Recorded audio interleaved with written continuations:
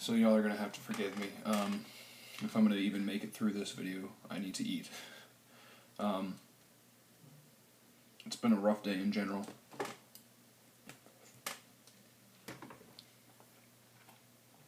But long afternoon work has been really, really rough. Brought over a new check system, and it's made basically the entire afternoon just a mad dash. Never enough time to get everything done. Always some, special situation that has to be attended to immediately. It just makes work rough, and it's why I keep on being late to the gym. So the moral of the story is, ended up staying an hour late, and only had time to stuff a Fiber One bar in my mouth before I went to the gym, which was not a good thing. Really, really not a good idea. But so, went to the gym, did Muay Thai, which was fun. It was the first time I've been back to Muay Thai since popping my knee. By the way, knee and ankle feel pretty much 100%. Every now and then my knee will kind of click or pop, or not pop, but click or, shift around a little bit. But there's never any pain, and it's more just kind of a, reminder, if you will. Oh, hey, don't forget about me. I might mess you up sometime. And the ankle also is pretty good. Every now and then there'll be a little bit of pain, but for the most part, they're back to 100%. So I had skipped Muay Thai last night, but decided, to go in and do it again. I wore my knee brace and ankle brace again, just, for safety's sake. But I was able to, work through everything. We were working horizontal elbows, and then put together a combination at the end of class that we worked, and then sparred, which was rough. Apparently the air conditioner just up and died, which was really, really rough, because today it was about a high of 80 and it was raining, so the humidity was already miserable. And then when I walked into the gym at 6:30, or a little bit before, I walk in and it was just like getting hit in the face with a wet towel, because it was a full class for the 5:30 jiu-jitsu class. I mean, there's 12 to 15 guys in there rolling, and so the place was just muggy and swampy. They had a giant fan and a big air blower thing going, and I'm terrified to think of what it would have been like in there without those. But so it was just unbelievable in there. Excuse me.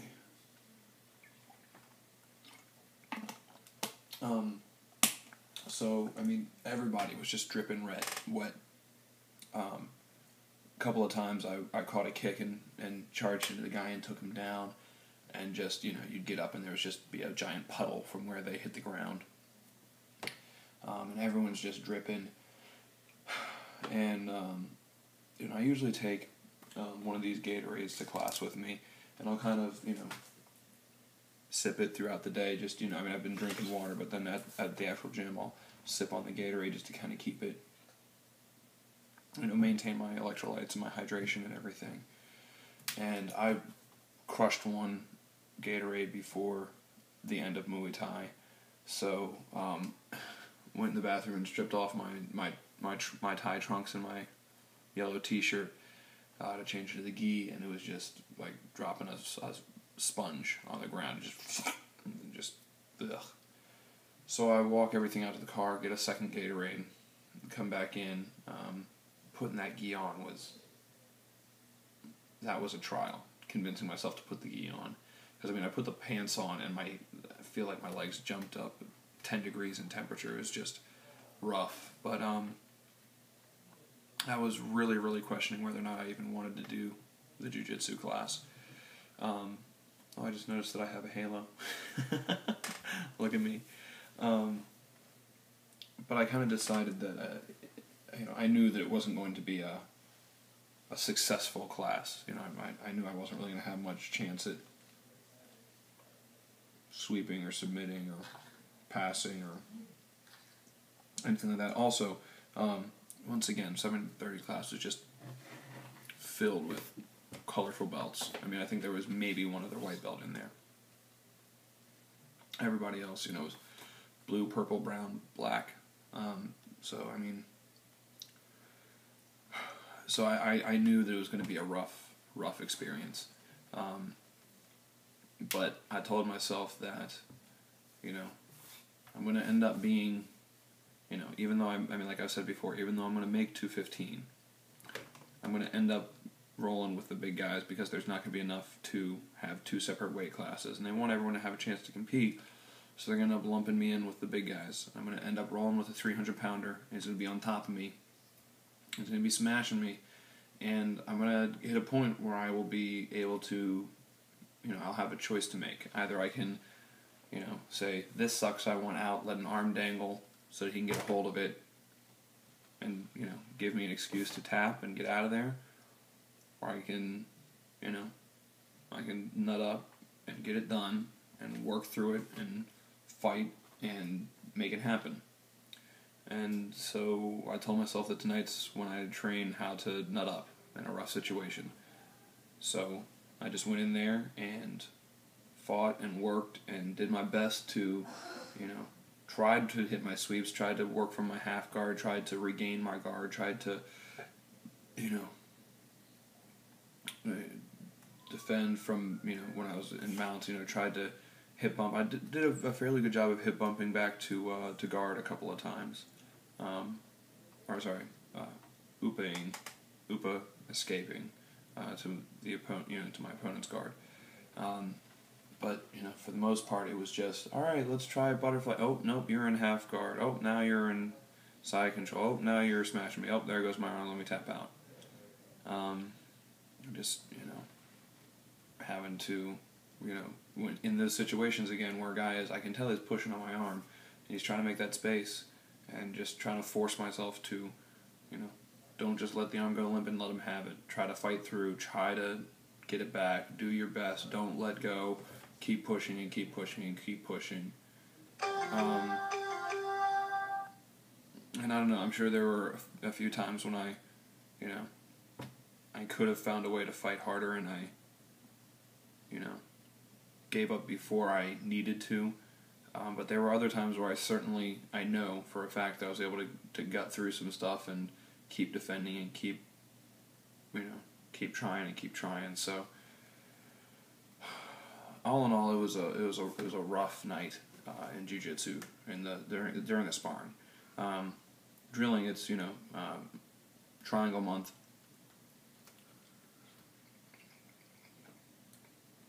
So we were working more of that. Working a particular setup where you hip out to the side and overhook the opponent's arm before kicking the foot through to bite high. And Andrew says his focus is really going to be not necessarily teaching, here's how to, here's this triangle setup, and here's that triangle setup, and here's this other triangle setup, and do then this setup this way, and try to set it up that way, and set up over here.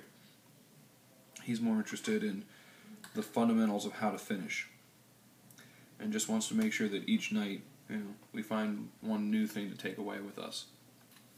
And that, in his words, the setups will come. You'll find a way into the triangle. It's being confident that you'll be able to finish it once you find it. So I certainly found some stuff that I really liked. One little thing was baby hopping the shin into the back of the neck. Another one was if they grab the pants, then kicking out and punching the hand through. Two things that made a lot of sense to me. And then of course, we got to drill Foz, and of course he's all about the pressure and pinch here and extend here and make this here and pull there, and it's the drilling was really good, really encouraging. It always makes me feel like, well, I at least understand what they're talking about, so I'm not a complete moron. At least I'm understanding it. Maybe I can't apply it yet, but I get it. I know how it should work. So that's how tonight went. I'm still exhausted. Still got a headache, which I think is partially due to dehydration.